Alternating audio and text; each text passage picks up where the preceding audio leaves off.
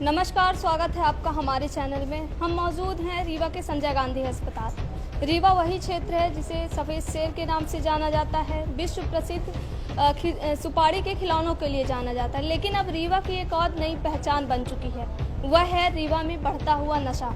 रीवा को अब कोरेक्स सिटी के नाम से भी जाने लगा है और कोरेक्स के नशे में आके खासकर युवा पीढ़ी जो है वह उसकी चपेट में निरंतर बढ़ती जा रही है। सरकारें जहां दावा करती हैं कि हम कम टैक्स कर रहे हैं, शराबबंदी करेंगे या बहुत सारी चीज़ें हैं, लेकिन ज़मीनी स्तर पर उसकी क्या सच्चाई है।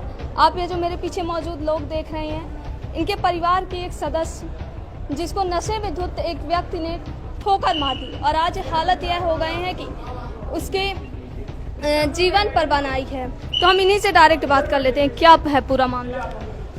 यहाँ से चौराहा में बड़ी तेज सी गाड़ी जा रही थी और यहाँ से लेडीज चली जाती थी खेती की ओर और सीधे जा रही थी। ये बोलेरो वाला ने इतनी तेज़ से ठोकर मारी कि बिल्कुल वो ऊपर तक गई है। ऊपर के बाद सीधे बैक गिरा और 2 बार गाड़ी चढ़ाया सीधे डायरेक्ट। इसके बाद वो यहाँ से वो जल्दी, इसके बाद हमने उसके गाड़ी में बैठाया और उसके बाद उसको लेकर आया है और यहाँ तक रहे। यहाँ के बाद फिर वो चला गया, भाग गया। अच्छा, जो ठोकर मारा था वो हॉस्पिटल तक आया था? हाँ, उसको लेकर आए थे, फिर इसके बाद वो भाग गया। तो वो भाग रहा था कि अपने से आ गया था? नहीं, वो उसको हमने लेकर पकड़ के लेकर आए थे। अच्छा। हाँ, फिर यहाँ लेकर संजय गांधी आए। संजय गांधी लिए के बाद वो फिर शाम को चला गया, तो फिर अभी तक नहीं आया। तो उससे कोई संपर्क या कुछ भी? गाड़ी का नंबर है। अच्छा, उससे संपर्क कुछ भी नहीं है? वो गांव उड़की के 2 जन लड़के थे, उड़की वहीं उनके कोई चाचा भतीज का लड़का था, वही अंकित तिवारी। तो पुलिस क्या कार्यवाही की? आप लोग एफआईआर? पुलिस अभी तो रिपोर्ट हुई, लेकिन यहाँ मौजूद में पुलिस नहीं आई।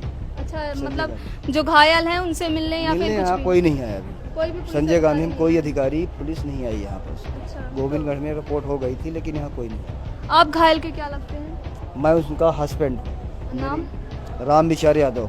अच्छा। यह घटना हमारे गोविंदगढ़ थाना क्षेत्र के अंतर्गत ग्राम डिहिया की है, डिहिया चौराहा की है, जहां से घर जाते समय ये हमारी भाभी हैं, घर से खेत की ओर जा रही थी। तभी एक बोलेरो ड्राइवर जिसको गाड़ी चलाना नहीं आता था, वह उड़की की ओर से डिहिया चौराहे की तरफ आगे की ओर आ रहा था। तभी इन लोगों को सामने से टक्कर उसने मारी। टक्कर मारने के दौरान जब गाड़ी चढ़ जाती है, उसके बावजूद भी वो रिवर्स करके भागने की जब कोशिश करता है, तभी इनकी हालत बहुत गंभीर हो जाती है और वहाँ से ये 5 बजे अस्पताल में भर्ती करवाया गया। अभी तक उनको होश किसी भी तरह से नहीं आया है। मौजूदा क्षेत्र थाना गोविंदगढ़ में इसकी सूचना दी गई। अभी प्रशासन के द्वारा भी कोई कार्रवाई नहीं की गई। यह हम मान सकते हैं कि प्रशासन भी कहीं न कहीं उनके दबाव में काम कर रहा है।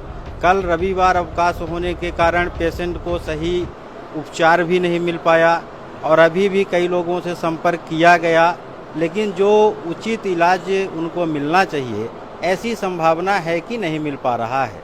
क्या लगता है जो आरोपी था उस पे प्रशासनिक मतलब जो कहे राजनीतिक संरक्षण प्राप्त? देखिए, वो तो राजनीतिक संरक्षण उनको प्राप्त है, तभी तो अभी तक थाना से एक भी सिपाही नहीं आया।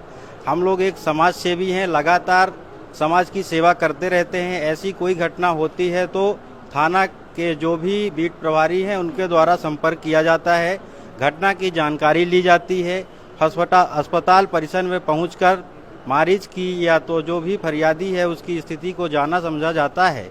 लेकिन अभी तक ऐसी कोई स्थिति नहीं बनी। इसका मतलब पूरी तरह से जो है थाना सत्ता के संरक्षण में काम कर रहा है। अस्पताल में भी जहां तक है तो उचित इलाज नहीं मिल पा रहा है। तो सीधे तौर पर अगर जो कहा जाए तो इस पूरे मामले में जो बात उभर कर सामने आ रही है वह कहीं ना कहीं पुलिस प्रशासन की भी लापरवाही है, क्योंकि 24 घंटे बीत जाने के बाद भी अभी तक कोई भी कार्यवाही नहीं की गई है। कि घर से लोग निकले हरियारी के लिए, तो ये डीह चौराहा है, चौराहे से बस थोड़ा सा आगे बोलेरो ऊंचाई पे खड़ी थी, तो ड्राइवर क्या नौसुखिया था, उससे ज़्यादा बनती नहीं थी। तो बैग या डाला तो पीछे ये लोग जा रही थी साइड से, तो वो ठोका मार दिया। फिर अब उसके समझ में ना आया होगा कि पीछे फंसे हैं, तो फिर आगे दोबारा बढ़ाई गाड़ी, तो फिर से गाड़ी चढ़ गई। मतलब 2 बार टक्कर मारी गई जी। क्या ड्राइवर नशे में भी था जैसा एफआईआर में लिखा गया है? तो जब आप लोगों को ड्राइवर भाग रहा था तो कुछ बोला कि कुछ पुरानी रंजिश या फिर कोई अन्य कारण? नहीं, ऐसे कोई कारण नहीं था, बस वही पहचान के हैं, उसी के वहीं पे दुकान खुली है, बस यही है। 24 घंटे बीत जाने के बाद पुलिस क्या एक्शन ली? कुछ नहीं है, बाकी रिपोर्ट कल ही करवा दिया था, रिपोर्ट भी है, गाड़ी नंबर भी है, गाड़ी यहाँ पे सब अपने में बिजी हो गए थे तो गाड़ी वाला फरार हो गया और ड्राइवर भी फरार हो गया।